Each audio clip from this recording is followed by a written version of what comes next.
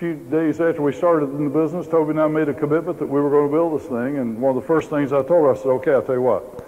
I'm going to take my fishing poles and take my guns and put them in the closet, and I'm not going to touch them until we reach our goals. And we did. Our anniversary was coming up on the 21st of January, and I told Toby, I said, you know, let's show the plan on our anniversary. Let's go all out on this thing, and one day, when we've reached our goals, we'll celebrate our anniversary like we dreamed when we were kids. Not the way we do now, eating meatloaf and cornbread and watching television. It took us 3.5 years. And I'll never forget the first real anniversary we spent together, where we did it the way we would like to have done it all those years. We had a beautiful hotel room. We had a whole meal brought in on the table. The bathroom had a jacuzzi in it, had a television in the wall, had a telephone on the wall in the bathroom, and the Super Bowl was played that day. And Toby and I got in that tub and had the jacuzzi going and the television on, and we watched the Super Bowl in this tub. And I'm thinking, ah, gosh, was it worth it? It really was.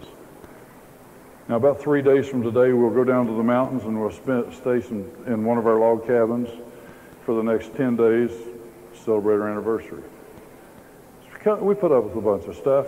We had people quit. It just never bothered me. I just knew one thing. We're going to do this thing. We're going to make it work. We're going to get it done. But we had to do some changing. First meeting I did, I walked in. I had wash and wear slacks, holes in my shoes, Air Force socks and underwear. I had a shirt and a tie that my mom gave me in 1956. I had a jacket that my mom gave me in 1957. I weighed 160 pounds at the time she bought it. I weighed 230 pounds when I did my first meeting. The jacket fit somewhere back about right here. I walked into that meeting, our first meeting in January of 1969, just as proud to be in this business. I walked in, I snapped to attention. I knew how to do a military briefing, so I thought I'd impress everybody with my stature. I went, ladies and gentlemen, you're here tonight to look at the Amway business. If you're not in it, sit still. This is you. And you will do 100 and make $30. And then you will sponsor 6 people. And as soon as their heads nodded 3 times, we signed them up. I knew not to oversell. A few weeks after that, we went to a seminar in Raleigh, and Toby saw all these people getting excited, jumping up and down, all fired up. She said, Ron, why don't you start smiling? I said, Toby, look, let's get it. Let's get it straight, honey. This is all logic. You do 100, you make $30. You get 6 people, they get 4, they get 2, you make 1,000. Now, anybody in their right mind can understand what to do with that. Why do I have to get excited? She said, Ron, don't you see all these people excited? These people with the bigger pens are smiling. I had that sergeant look. I mean, I can't even look as mean. If I try, you just can't do it. It takes more muscles to frown that I ain't used in years.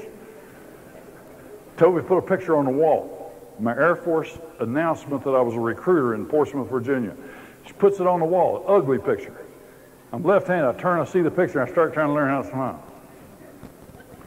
That wasn't working too well, so Toby finally got enough courage after about 3 months to come in the meeting room. She sit in the back of the room, make faces at me. I'm trying to learn how to smile. You have to learn somewhere. You know, we argued about it. I argued about it for a while, but I finally gave in, started trying to learn how to smile. She saw I wasn't making any headway, so she wrote a song. She said, you guys went to these meetings and they sang songs. Can you believe this? Y'all have music here? Right? Y'all have some music today? Yeah, it is some music usually. Yeah. So Toby goes to one of these seminars and rallies and they're singing songs. She says, we're going to sing songs. I said, Toby, I'm not singing no songs. She said, I've written a song, you got to sing it. I said, I'm not going to sing it. She said, you got to. Said, no way. So we argued about that for a few weeks, and finally I said, well, if I'm going to, you're going to. Oh, no, I'm not. You. And finally she said, okay. So then the people would come to our house, and we'd walk in together with our arms around each other, and we'd sing. And people would absolutely look at us. You just imagine, you're at a meeting or you're at a one-on-one. Now, we did this one-on-one as well. We'd go into people's houses, we'd set up our board and easel. Our easel was made out of 2x4s. This is before aluminum easels. We used to take saws and we'd saw a 2x4 into 2x2s. We'd kind of cut the ends and slope them a little bit and put a big bolt through the top. Three chains to hook the legs together. Two big nails in the front.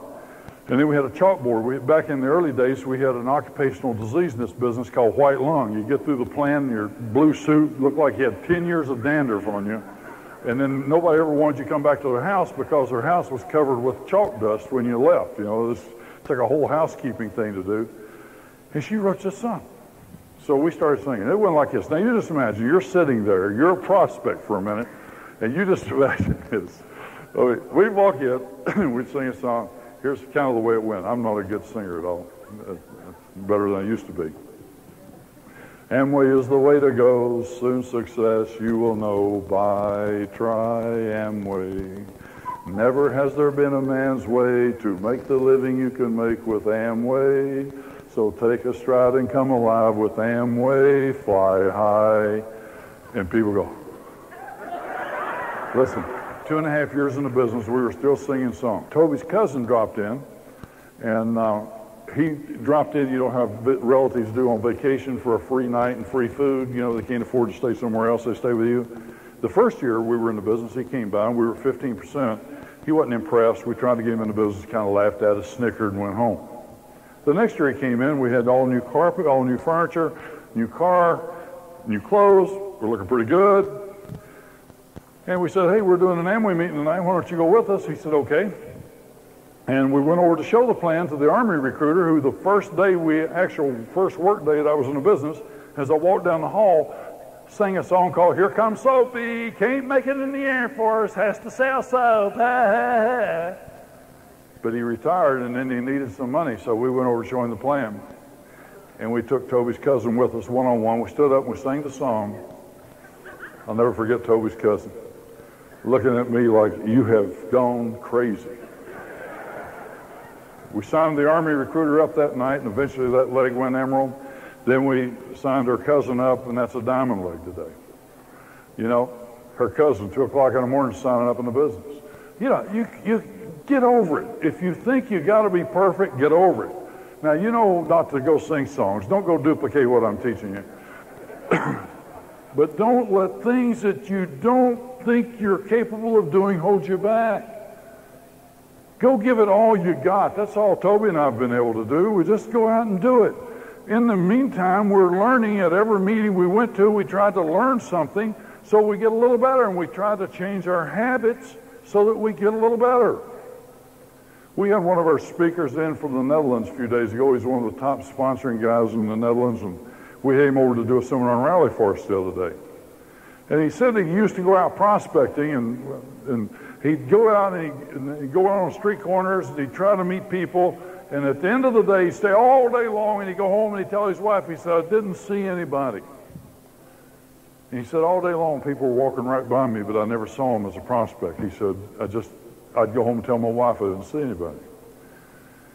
And then all of a sudden, he found a way to approach people, and suddenly he started seeing everybody as a prospect.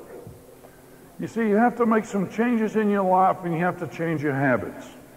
Toby and I are here as a result of people over the years who've taught us things, and we've gone to seminars and rallies. We've had people individually say, try this or try that. We've been fortunate enough to have somebody to guide us and teach us and to share with us and to encourage us and pick us up and dust us off and help us again and again, even though we made mistake after mistake.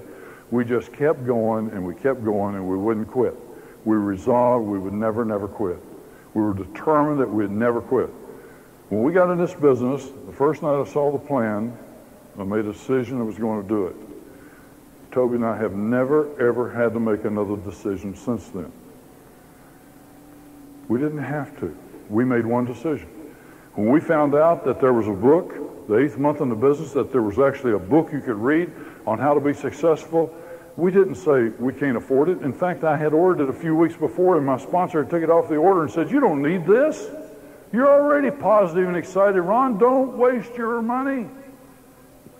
You don't understand why he quit. But when we met Dan Williams, and Dan said, you need to read some books, and we said, what are you talking about? And he named the books. I said, in my own defense, I said, I ordered those, and my sponsor took them off the order, and Dan said, well, order them again. And you tell your sponsor, get those books for you. And Toby and I read those 3 books. Now, we was 15% for 8 months. 4 months later, we were direct distributors. The books make a difference, folks. They made a difference in our lives. Now, I know there's a bunch of people out there that want to whine and cry and make some stupid remarks like, they want me to buy one of them books. They want me to listen to one of them tapes. No, they're just advising you that you can learn something from those. We learned. We read them. Now, I'm a frugal guy, so I didn't just read them once. We read them several times, and we studied them, and Toby and I both. The nice thing about Toby was I could always count on her being 100% support. And when we found out there were ways to do the business, you could count on Toby being totally involved and immersed in trying to learn everything that I was learning. She read The Magic Thing Big. She read How to Win Friends and Influence People. She read How to Raise Myself from Failure to Success in Selling. Suddenly there's cassettes. Can you believe we got into business before there was a cassette? They had 8 tracks and records. Cassette tapes. Wow. We bought some of those things. And you know what? I was just thinking of this. I've never regretted buying one yet. Because I've always found something on every tape I bought that gave us some new information, additional information on how we could be better. I always looked at it, so what can I learn so I can be better? Because, you see, I had a long way to come from. Toby and I didn't have any business experience. We didn't have money. We had to go make the money. We had to sell LLC and SA8 to buy tape. We had to sell LLC and SA8 and industrial clean and car wash to get gas money to go do a meeting. To go get our products, we had to pay 90 cents each way on the James River Bridge. That's $1.80, and it was 38 miles over there and 38 miles back, 76 miles. We didn't have the money. I already told you what our checkbook looked like every 2 weeks. We had to make the money in this business. Toby took that on as her responsibility to sell the products, to get the change that was necessary on a weekly basis, to pay for the toll, to get to the products, to pick them up and get them over to the house so we could supply our group. We sacrificed a lot. But you know, we're glad we did. Now, when we were sacrificing, though, we were also willing to learn and change. I see some people who are willing to sacrifice, but then they don't go do anything with what they learned. We were willing to prospect everything that walked. And when I say that, I have to also admit that we didn't prospect everybody we saw. But we prospected enough of what we saw. There are people who walk by me every day that I don't prospect. And I'm sure there's a lot of them who are diamond directs probably in the rough, ready to get involved in this business, but there are people that get by me. But if you don't have to get them all as long as you're willing to get some every day. You want to make a contact every day. You want to be out there involved in your business every day. You can't open the doors once a month and think you're going to be rich. We were in business. We made a decision. Somebody said, this is what you need to do. Do it. We didn't have the money, so Toby goes sells the products. I get in the car and I go out and sell industrial cleaning, car wash, and chrome and glass. We get some cash. And we go down to Jekyll Island. We eat peanut butter out of the trunk of the car. Everybody else had money to go to restaurants. Toby and I, we're eating out of the trunk because we were spending our money on gasoline to get to the next meetings. We were building inventory. We had to have inventory in those days because it took us 3 to 4 weeks to get our products in. We had to buy 5,000 pound minimum every time we ordered from the company. So we were building inventory, and Toby was getting the money to get to the meetings. And we go to Jekyll Island, Georgia, and all I remember is one thing happening there, actually 2 things. One was they had some recognition, and they had this lady go up on the stage, and the 2 gentlemen had to help her up the steps. And she comes over, she goes over to the podium or the lectern like this, and she reaches out and she points her finger right in my face, and I was back there someplace, but it was right in my face. I can still remember she picked me out of all those people. She started saying, if I can do it, you can do it. And I'm thinking, what is wrong with you, Ron Hell? You're 31 years old. here you are, strong and healthy, and that little old lady up there, she's a pearl direct distributor, and you're sitting out here as a direct. What's wrong with you? Next month we broke our second direct, and the next month our third direct, and the next month our fourth direct, and 4, 5, 6 months later our fifth direct. She inspired us. There was a guy sitting at our table, and every time something exciting happened, he'd jump on top of the table and start dancing. Woo, woo. Maybe I could do that. Instead of being, this is you. And I started putting some enthusiasm into my presentations, and our business took off. And that's why you come to these meetings. You're looking for answers for yourself. You should be searching. What's they saying? What did Ron Ball say? What did Fred say? What did Linda say? I want some of that. I'm going to home. I'm going to change. I'm going to make it happen. And then you begin to get the rewards. The rewards follow the work. As we begin to succeed, natural things happen. As we begin to succeed, we had a better lifestyle.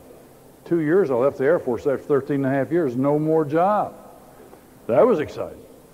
You just imagine your first day of freedom. I'll never forget, we're just waking up and not having to go to work. Wasn't it wonderful? Oh, man, no more alarm clocks. I remember the last day at work turning my ID card in, and everybody saying, you'll be back. I never went back. I didn't want a job. Toby and I haven't had a job for 29 years. We don't need a job. We have a business. Isn't it interesting? Somebody will say, well, I got in that thing, it didn't work for me. Well, it's because you didn't work. I've been around long enough to tell you the truth. If it ain't working for you, don't work hard enough. It didn't work as good as we wanted it to work when we were doing 1 meeting a week. But when we started doing 3 meetings a week, things changed. And when we went to 6 and 7 meetings a week, things changed. And when we got really committed, things changed. When we were willing to change, things changed. When we read more books, things changed. When we read tapes or listened to tapes, things changed. When we went to seminars and rallies, things changed. When we went for counseling, things changed. 4:30 in the morning, I'm going, gosh, I'm wide awake. And I go to bed, and I'm laying there going, I wish I could go to sleep. I got to get up in an hour to catch a plane. You know, it's exciting. Somebody will say, that's hard work. Yeah. My daddy would argue with you. My dad said, son, don't tell people you work. That's a lie. He said, you can't call that work. My dad was a welder. He said, welding is work. Farming is work, son. And then he'd tell people, my dad stayed in the hospital a lot, and he'd tell doctors, he said, you want to be rich? And the doctor said, oh, yeah. So when you call my son, he'll show you how to be rich. You don't have to do nothing. You can imagine what kind of prospects they were. Well, listen, folks, you're in the right place at the right time today. This business has never been better, never been more exciting. Prospecting is easier today than it's ever been. It's amazing to me. In the last few weeks, Toby and I have just been concentrating on calling new people, new prospects, and we have not gotten any negative at all. I mean, nobody asks anything anymore. People are so desperate now, they'd rob banks to get what they want. But you don't have to be desperate to be in this business. We have the finest business opportunity there is in the whole world. You got a business you can be so proud of being involved in. We are changing the world. Sure, we have our critics, but just understand who the critics are. If you've been in this business more than 2 weeks, you'll understand why. Some people can be negative about something. Because if you're unwilling to pay the price of what it takes to be really successful and you want to blame somebody else for the reasons that you don't do something yourself, you can certainly find somebody to criticize. But to all of those 1.5 million people in the United States and 3 million people around the world who love this business, you got to believe you're in the best business in the entire world, and you're in one of the finest organizations that's ever been developed in this business. Your leadership of your organization, bar none, is one of the finest.